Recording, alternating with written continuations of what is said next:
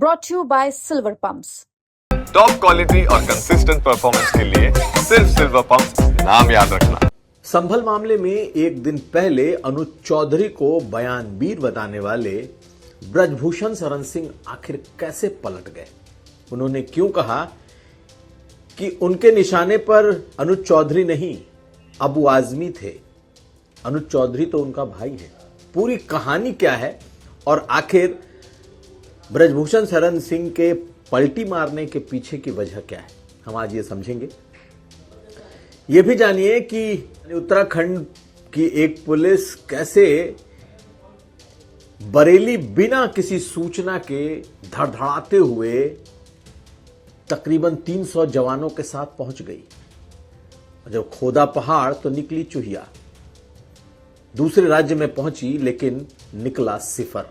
आखिर तस्वीरों में क्या है यह भी दिखाएंगे। और संभल में अब मस्जिदें ढकी जा रही हैं। इससे पहले शाहजहांपुर में कई दर्जन मस्जिदें होली को लेकर पहले ही ढक दी गई हैं। अब प्रशासन से बातचीत के बाद संभल में भी वही हुआ है। तो ये खबरें आज का यूपी में। नमस्कार, मैं हूं कुमार अभिषेक, आप देख रहे हैं यूपी तक। हम हाजिर अपने न्यूज शो आज का यूपी लेकर। एक दिन पहले ब्रजभूषण शरण सिंह ने एक बयान दिया था और बयान दिया अनुज चौधरी पर। कहा यह गया कि अनुज चौधरी ने जिस तरीके से संभल में होली को लेकर बयान दिया था कि जुमा तो साल में 52 बार आता है और होली एक बार आता है। इस पर जब ब्रजभूषण शरण सिंह से पूछा गया तो उन्होंने कहा कि स्थानीय स्तर पर ये चीजें सुलझने वाली हैं, ये तो ऐसे ऐसे बयानबीर हैं, ऐसी बातें नहीं करनी चाहिए। लेकिन क्या हुआ अचानक कि ब्रजभूषण शरण सिंह पलट गए? ब्रजभूषण शरण सिंह न सिर्फ पलटे बल्कि उन्होंने अनुज चौधरी को अपना छोटा भाई भी कहा। उन्होंने कहा कि वो तो अनुज चौधरी को बोल ही नहीं रहे थे। उनके निशाने पर तो अबू आजमी थे कि अबू आजमी ने जो ये औरंगजेब वाला बयान शुरू किया है और उस पर ये जो चीजें हुई हैं तो ये अनुज चौधरी से उनका कोई लेना देना नहीं है। लेकिन बड़ा साफ था कि जिस तरीके से संभल पर बयानबाजी हुई थी और उसी को देखते हुए ब्रजभूषण शरण सिंह ने एक तरीके से अनुज चौधरी को बयानबीर कहते हुए रगड़ दिया था। लेकिन बात यह है कि आखिर ऐसी नौबत क्यों आई कि उन्हें पलटना पड़ा? खैर, हम वो बताएंगे, लेकिन उसके पहले सुनिए आज ब्रजभूषण शरण सिंह का बयान क्या आया है, कैसे वो इसमें अबू आजमी को लेकर आए हैं और कैसे अनुज चौधरी को अपना छोटा भाई बता रहे हैं। सुनिए पहले ब्रजभूषण शरण सिंह को। मेरा वो बयान काट करके दिखाया गया है। जी जी। वो जो अभी आज मैंने देखा वो मेरा बयान काट करके दिखाया गया है। जैसे आजमी साहब बॉम्बे में बोले हैं, अब उन्होंने औरंगजेब को महान बना दिया। अब औरंगजेब को मानते ही एक डिबेट चल गया, उसी में होलिका आ गई, होली का त्योहार आ रहा है। तो बयानबीर मेरा एक किसी व्यक्ति से नहीं है। आपका इशारा अगर अनुज चौधरी से हो तो अनुज चौधरी मेरा दाहिना अंग है। पहलवान होने के नाते? पहलवान होने के नाते नहीं, हम लोग साथ में खेले, खाए, उठे, बैठे, आज भी एकदम वो बहुत प्रिय है हमारा।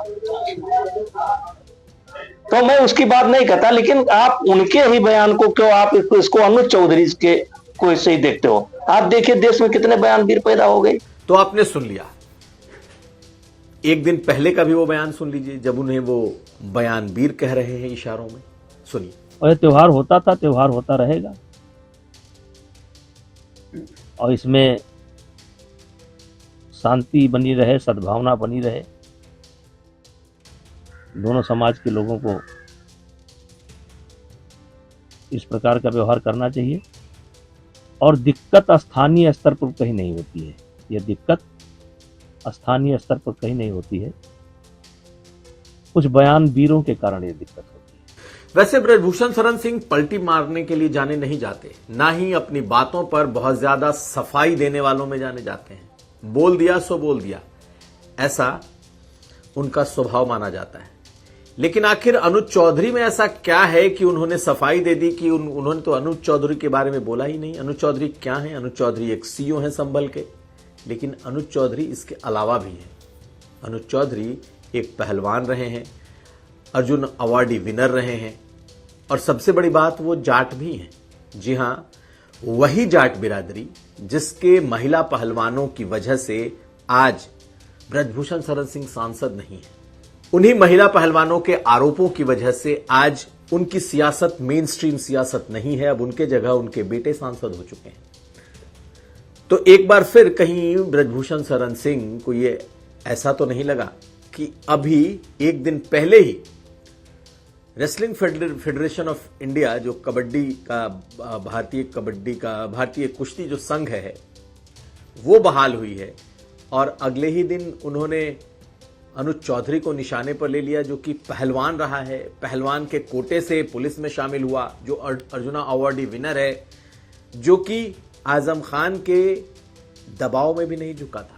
तो कहीं ऐसा तो नहीं कि ब्रजभूषण शरण सिंह को ऐसा लगा कि एक बार पहले ही महिला पहलवानों और खासकर वो सभी जाट महिलाएं थीं, उनकी वजह से वो पूरी तरीके से झेल चुके हैं और अब बड़ी मुश्किल से उनका भारतीय कुश्ती संघ, जो कि उनके ही संजय सिंह इस वक्त उसके अध्यक्ष हैं, बहुत मुश्किल से बहाल हुए हैं। यानी कि कुश्ती के इस फेडरेशन में एक तरीके से ब्रजभूषण शरण सिंह का जलवा वापस लौटा है। कहीं ऐसा तो नहीं कि अनुज चौधरी पर बयान देने की वजह से एक नई मुसीबत खड़ी हो जाएगी? शायद वजह यही है। ब्रजभूषण शरण सिंह को लगा कि उन्होंने गलत जगह पे, गलत वक्त पे और किसी गलत आदमी के लिए मतलब गलत बयान उन्होंने दे दिया, इसलिए उन्होंने तुरंत इसको दुरुस्त किया और अपने बंदूक का मुख अबू आजमी की तरफ मोड़ा। अनुज चौधरी उनका भाई है और इसके पीछे की वजह अबू आजमी है। बड़ा साफ है कि अब ब्रजभूषण शरण सिंह कम से कम कोई मुश्किल अपने सर लेना नहीं चाहते, इसीलिए इन्होंने इस पूरे मामले को रफा दफा करने की कोशिश की है। खैर, हमारी नजर इस पर बनी रहेगी। अगली खबर और अब आपको बताएं, यूपी पुलिस को कानो कान भनक तक नहीं रही और उत्तराखंड पुलिस 70 गाड़ियां लेकर बरेली पहुंच गई, 350 जवान लेकर पहुंच गई और कुछ लोगों को गिरफ्तार करने की कोशिश भी की। यानी कि हालांकि बरेली से सटा हुआ जिला थोड़ी दूर पर मौजूद है, उत्तराखंड का एक जिला है और वहां से इतनी बड़ी पुलिस फोर्स बरेली आ गई। दरअसल ये पूरी छापेमारी ऐसा लग रहा था मानो किसी बड़े खूंखार आतंकवादी को पकड़ने के लिए एक राज्य की पुलिस दूसरे राज्य में पहुंची है और इस आतंकवादी को पकड़ना इतना जरूरी है कि यह भी जरूरी नहीं समझा गया कि उत्तर प्रदेश की पुलिस को इन्फॉर्म तक किया जाता। बरेली पुलिस को कम से कम कॉन्फिडेंस में लिया जाता, बताया जाता कि हम एक ऑपरेशन करने जा रहे हैं और आपके यहां आकर हमें कुछ लोगों को पूछताछ के लिए हिरासत में लेना है या गिरफ्तार करना है। इस पर अब रील बनने लगे हैं। तस्वीरें देखेंगे तो आप चौंक जाएंगे कि क्या बरेली में इतना बड़ा कोई टेररिस्ट, कोई आतंकवादी छुपा है जिसके लिए कम से कम 70 गाड़ियां, 350 पुलिस वाले उधमपुर से पहुंचे हैं। आपको बताएं कि ये एक मादक पदार्थों से जुड़ा हुआ, यानी कि ड्रग रैकेट से जुड़ा हुआ एक मामला था जिसमें पुलिस कुछ लोगों को गिरफ्तार करने आई थी। खैर, पहले इन तस्वीरों को देखिए। आप तस्वीरों को देखेंगे तो हैरत में पड़ेंगे कि बिना बरेली पुलिस की जानकारी के, बिना उत्तर प्रदेश की पुलिस की जानकारी के उत्तराखंड की पुलिस गिरफ्तार करने पहुंच गई। किसे? आतंकवादी नहीं, एक ड्रग पेडलर। पहले इन तस्वीरों को देखिए और सुनिए बरेली के एसएसपी को जो बता रहे हैं कि उनके पास तो कोई जानकारी ही नहीं थी। पहले सुनिए। जनपद में अगर किसी अन्य राज्य या जनपद की पुलिस को किसी अपराधी को पकड़ने के लिए या तलाशी लेने के लिए किसी भी प्रकार के सहयोग की आवश्यकता होती है तो ऐसी कार्रवाई संबंधित पुलिस के साथ संयुक्त रूप से पूर्ण समर्पण एवं सफलता के साथ संपादित की जाती रही है। तो ये मामला बरेली के फतेहगंज थाने का था, जहां पर इतनी बड़ी तादाद में पुलिस वाले पहुंचे उत्तराखंड से और आपको हैरत होगी कि उसमें से इन्होंने तकरीबन दर्जन भर लोगों को हिरासत में भी लिया, लेकिन एक आदमी को गिरफ्तार किया है। और वजह क्या है? वजह है मादक पदार्थों से जुड़ा हुआ मामला। ये बात भी शायद नहीं पता लगती और पुलिस वाले आते और एक को गिरफ्तार करके लेके चले जाते। अगर एक पुलिस चौकी पर बैठा हुआ एक पुलिस सिपाही को शक न हुआ होता और उसने इस बात को अपने आला अधिकारियों तक न पहुंचाई होती। लेकिन उत्तर प्रदेश पुलिस, जिसके बारे में कहा जाता है कि वो खुद ही जो अपराधी हैं उनके पीछे पड़ी रहती है और बाहर की पुलिस को अगर पकड़ना का एनकाउंटर भी करने की जरूरत होती है तो उसमें उत्तर प्रदेश की पुलिस सहयोग कर देती है। ऐसे में इस तरीके से उत्तर प्रदेश में आना, बरेली में घुसना, और सबसे बड़ी बात कि आप देखें तो उन तस्वीरों के जरिए अब उस इलाके में रील बनने लगे हैं। लोगों ने उन तस्वीरों पर कई रील बनाने लगे हैं कि कितना भारी भरकम ऑपरेशन हो रहा है। अमूमन ऐसे ऑपरेशन बड़े किसी आतंकवादियों को पकड़ने में भी नहीं होते, उसमें भी चुपचाप ऑपरेशन ज्यादा होते हैं। लेकिन ये भौकाल ऑपरेशन सिर्फ इसलिए किया गया ताकि एक मादक पदार्थों से जुड़े हुए यानी कि ड्रग से जुड़े हुए कुछ लोगों को गिरफ्तार करना था। खैर, बरेली पुलिस खुद ब खुद बता रही है कि माजरा क्या है। आखिर में बात संभल की। जी हाँ, संभल में आज उन मस्जिदों को ढका जाने लगा है जो हिंदू मुस्लिम मिश्रित आबादी के आसपास पड़ता है। तकरीबन 10 मस्जिदों को आज तिरपाल से और पन्नी से ढका जा रहा है ताकि होली के दौरान इन मस्जिदों पर कोई रंग न पड़े, कोई हुड़दंग न हो और दोनों कम्युनिटी के बीच किसी भी तरीके की वैमनस्य न फैल जाए। लेकिन मस्जिदों को ढकने का ये कोई प्रचलन नया नहीं है। आप अगर देखेंगे तो शाहजहांपुर में कई दर्जन मस्जिदों को ढक दिया गया है क्योंकि होली के हुड़दंग में या कह रहे हैं कि होली का जो जुलूस, जो प्रोसेशन निकलता है उसमें अलग अलग नामों से निकलता है। संभल में ये चौपाई जुलूस कहा जाता है जिसमें होली के हुड़दंग होते हैं। उसी तरीके से बड़े लाट साहब और छोटे लाट साहब का जुलूस शाहजहांपुर में निकलता है। तो शाहजहांपुर की ये तस्वीरें आप देखेंगे तो आपको लगेगा कि इतनी मस्जिदें शहरों में ढक दी गई हैं, लेकिन यह परंपरा आज से नहीं है, दशकों से है।